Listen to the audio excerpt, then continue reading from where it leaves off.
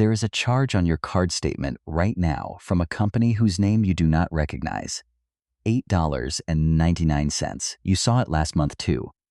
You paused on it for maybe 2 seconds, could not place it, and scrolled past. That scroll is worth studying because it was not an accident. It was the intended outcome of a design process. You track the large purchases in your life.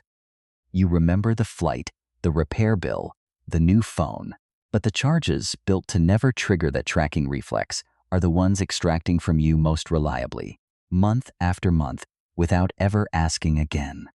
Today, I am going to show you the mechanism that makes a recurring cost disappear from your own awareness while it keeps clearing your account, and I am going to prove that the disappearance is the product. You believe you know what you spend on subscriptions. If someone asked you right now, a number would surface almost immediately. Maybe $80 a month, maybe $100. A couple of streaming services and cloud storage, music, perhaps a gym membership you keep meaning to use more. The number feels manageable because every item behind it passed a rational test at some point. You did not stumble into any of these. You evaluated each one. $12.99 for a streaming library felt obviously worth it, compared to what cable used to cost. $2.99 for cloud storage was cheaper than losing your photos. The gym was an investment in your health. Each decision, taken alone, was defensible. Some were genuinely smart, and that is exactly why the belief feels so secure. You are not a careless spender. You compare prices. You read reviews before you buy anything over $100. You would notice a fraudulent charge. The subscription category feels like the most controlled corner of your budget precisely, because every entry required a deliberate yes from you at the moment of sign-up. You gave informed consent, item by item, at prices that were individually trivial. There was no single moment where you agreed to anything large. So the total, whatever it is, must be small. That is the logic. It feels airtight. You made a series of small, smart decisions, and a series of small, smart decisions cannot add up to a problem. Hold that belief for a moment. Look at where its confidence actually comes from. It comes from the sign-up moments when you were paying attention. The belief has no data at all from the months afterward when you were not. In 2022, a market research firm called C+R Research ran a simple experiment on 1,000 consumers. First, they asked one question: how much do you spend on subscriptions each month? The average answer was $86, roughly the number that just surfaced in your head. Then the researchers did something slightly cruel. They walked the same people through their spending category by category: video, music, cloud storage, fitness, software, news, meal services, gaming, delivery memberships, and asked them to itemize what they actually paid in each one.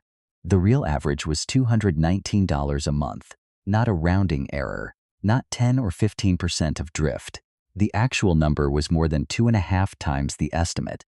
A gap of $133 every month, which compounds to roughly $1,600 a year, that these people were spending without knowing they were spending it.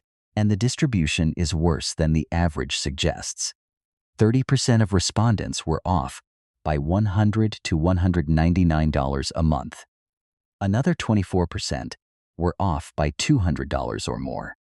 42% admitted they were still paying for at least one service they had completely stopped using, not underusing, not meaning to cancel, but had genuinely forgotten existed. 74% said it was easy to lose track of recurring charges altogether. Here is the crack in the belief you were holding a minute ago. These were not careless people. They were people exactly like you, who had made the same individually rational sign-up decisions you made, at the same individually trivial prices. Their estimates were built from the same source yours is memory of the moments they said yes, and every one of those estimates was frozen at the moment of sign-up, while the actual total kept moving without them. The question isn't why these people were bad at math. They were not. The question is what kind of cost structure produces a 200% perception gap in a majority of the people paying it, and whether that gap is a side effect or the point. Sit with that for now. We are going to open it up. The mechanism has a name: In the research literature, it is called salience erosion, and in the industry that deploys it, it lives inside a business model called the negative option. The name is old. In 1973, the Federal Trade Commission wrote its first negative option rule to govern Book of the Month Club's businesses that shipped you a product and treated your silence as a purchase. If you did nothing, you paid. That inversion is the ancestor of every subscription you hold today. Traditional commerce required an affirmative act for every transaction. You had to decide, again, every single time money left your hands. The negative option flipped the default. The transaction happens automatically, and the affirmative act is now required to make it stop. For decades, this model was a niche. It needed 3 technologies to become the dominant architecture of consumer spending, and all 3 arrived together. The first was the stored card. Once your payment credentials lived permanently on a company's server, the physical act of paying vanished. The second was automated recurring billing, which moved the transaction to a moment when you are not present. The charge processes at 3 in the morning on a date you did not choose and appears as one line among dozens on a statement you may not read. The third was the least known and the most revealing: card updater services. Visa, MasterCard, American Express, and Discover all sell merchants a service that automatically refreshes your card number when your old card expires or gets replaced. You may believe that letting a card expire is a passive way out of a subscription. The payment networks built infrastructure specifically to close that exit. Your relationship with the merchant survives the death of the card you gave them.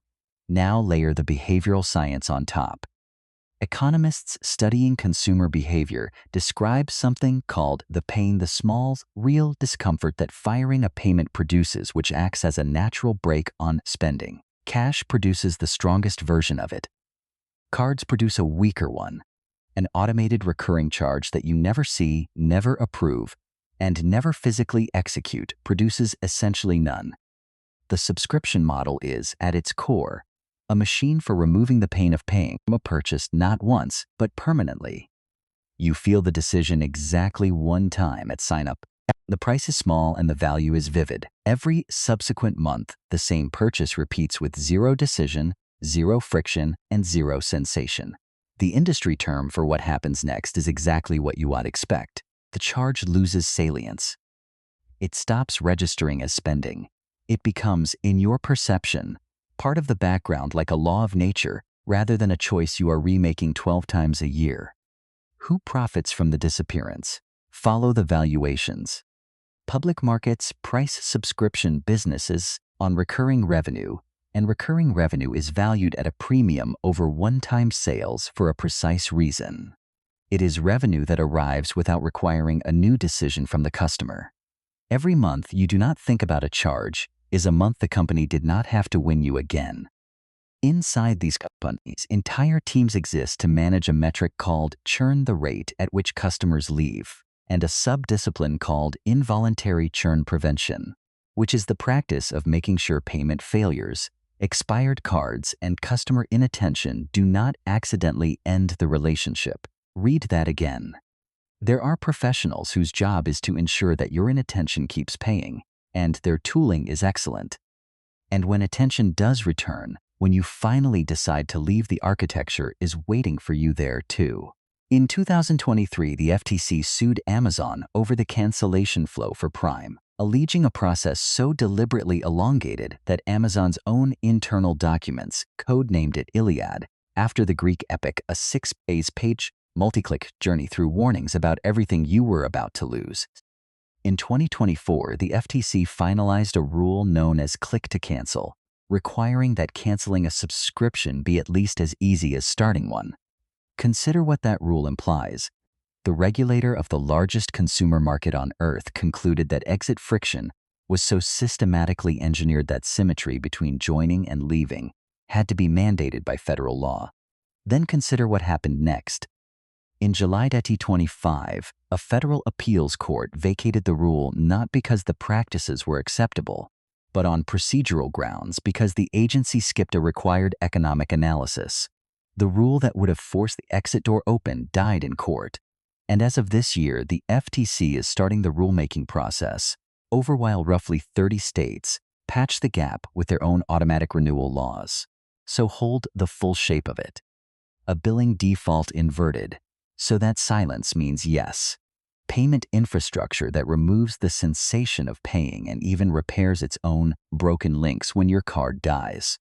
A revenue model that prices your inattention at a premium, and an exit engineered with enough friction that regulating it required and so far has defeated an act of federal rulemaking. None of this requires malice from any individual company. Each piece is a rational response to an incentive. But notice the question forming underneath it, because it is bigger than streaming services. If the most profitable version of a customer is one who agreed once and never looked again, how many of the largest commitments in your financial life were built on exactly that principle? Keep that question. It matters later. Let me show you what this looks like over 7 years in one household. Daniel is a constructed illustration, a composite built from the survey data we just walked through, not a real person, but every number attached to him comes from documented averages. He is 46, a program manager at a logistics company, married, 2 kids, take-home income of $9,800 a month. His emotional baseline, the state he would name if you asked, is competent fatigue. He is good at his job, good with money by any standard his parents would recognize, and permanently slightly behind on the administrative surface of his own life. In 2019, Daniel makes 3 decisions in the space of 2 months. A streaming service at $12.99 because his family watches it constantly and it is a fraction of the cable bill he canceled. Cloud storage at $2.99 because his phone threatened to stop backing up his kids' photos. A meal kit trial, free for 2 weeks because the ads were everywhere and the food looked good. Each decision is rational. 2 of the 3 are genuinely good decisions. This is the important part. Nothing Daniel does in this story is stupid. The conventional wisdom he carries cancel what you don't use. Keep an eye on the statement feels like sufficient protection.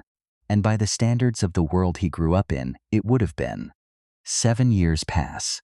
The meal kit converted to paid after the trial and survived 14 months on guilt alone before he killed it.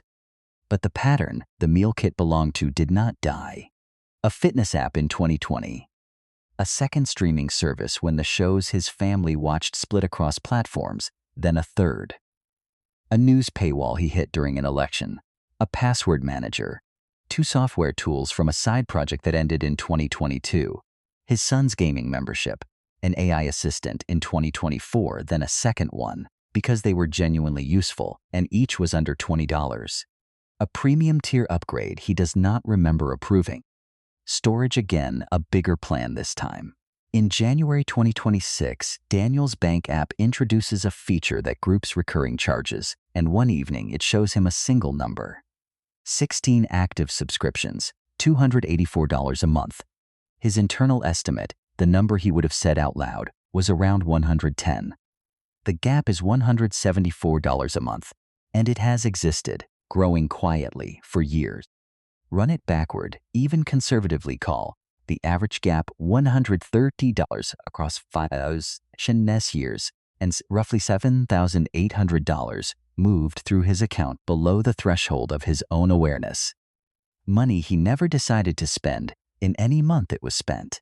But the number is not the moment of understanding. The moment comes 10 seconds later, when he tries to name the 16 services from memory, looking away from the screen. He gets to 9.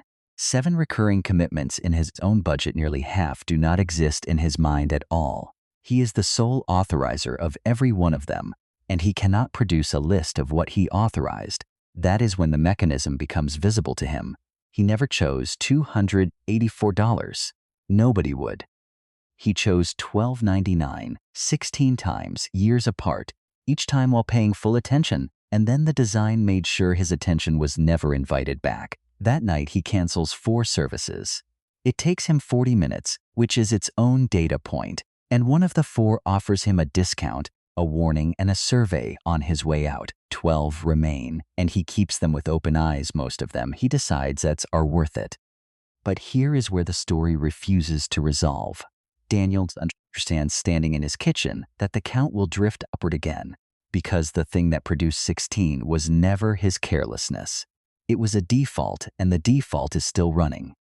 Now widen the lens, because Daniel is not an outlier. He is the median.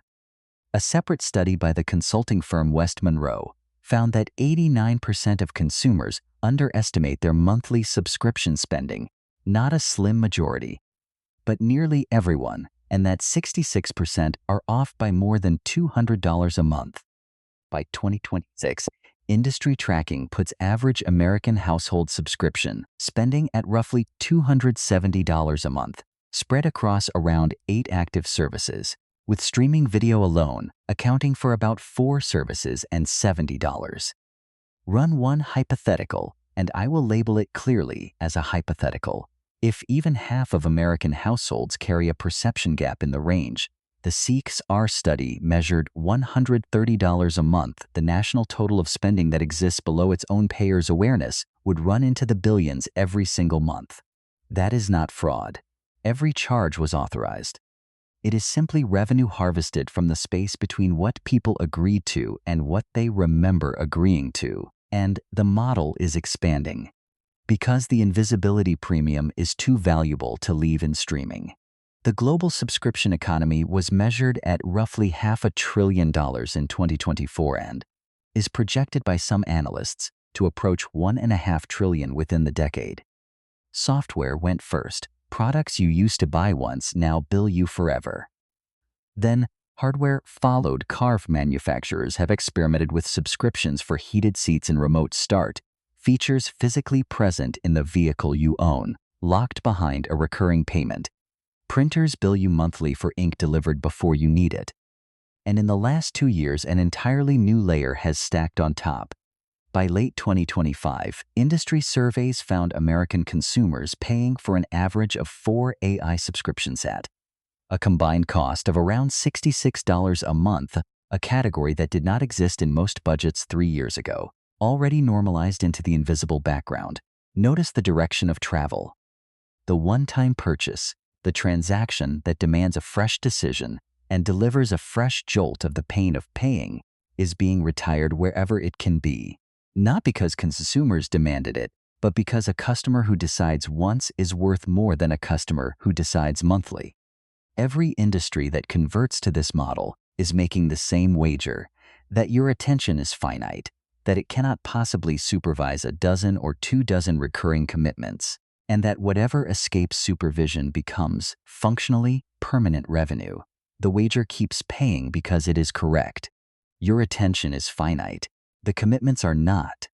And unlike Daniel's bank app, most of the infrastructure around you has no incentive to show you the total, because the total, seen all at once, is the one thing the model cannot survive. So let me redefine the thing you came in with, because the word itself is doing work against you. You think of a subscription as a product you pay for monthly. It is not. A subscription is a decision that was engineered to never be asked again. The product, the shows, the storage, the software is real and often genuinely valuable. But the business model is not selling you the product. The business model is buying something from you. It is buying the removal of your future decisions, one sign-up at a time, at a price that looks like $12.99. Every other purchase in your life demands a fresh yes. The grocery store asks you every week. The restaurant asks you every visit. Those repeated moments of asking are not an inconvenience, they are the entire apparatus by which your spending stays connected to your intentions. Each fresh yes is a checkpoint where your priorities get to vote. The subscription model's core innovation was discovering that the checkpoint itself could be deleted, and that a checkout page would pay handsomely for its deletion. What you agreed to at sign-up was not a price. It was the permanent transfer of a monthly decision from your hands to a billing server, with the burden of reversal, the forms, the flows, the retention offers, the Iliad placed entirely on you. Which means your budget does not actually have one category of costs. It has 2. There are the costs you see, the ones that still ask, still sting, still pass through the pain of paying, and get weighed against everything else you want. And there are the costs designed not to be seen. Authorized once, felt never, renewing on schedule in the dark. The first category is where you have been directing all of your financial vigilance. The second category is where the 2.5 times gap lives. You have been guarding the door while the standing orders walked through the wall. Nothing about noticing this requires you to cancel anything tonight, and I am not going to tell you to. The services may be worth every dollar. The point is narrower and colder than that. From this moment, you know that some fraction of your spending was structured specifically so that you would stop perceiving it, and that the fraction was not chosen by you. You didn't agree to pay this much. You agreed once, and they kept the yes. Here is something worth sitting with in the comments, without looking at your statement. How many of your own recurring charges can you actually name, and what does the number you can't reach tell you? One more thing before you go. Salience erosion works because a recurring charge shrinks until it disappears from your perception. But the largest recurring charge of your life never disappears. It sits in plain sight on your statement every month for 30 years, and it was engineered with more precision than everything we covered today combined. Why would a bank design a loan to last exactly that long? That is the next episode.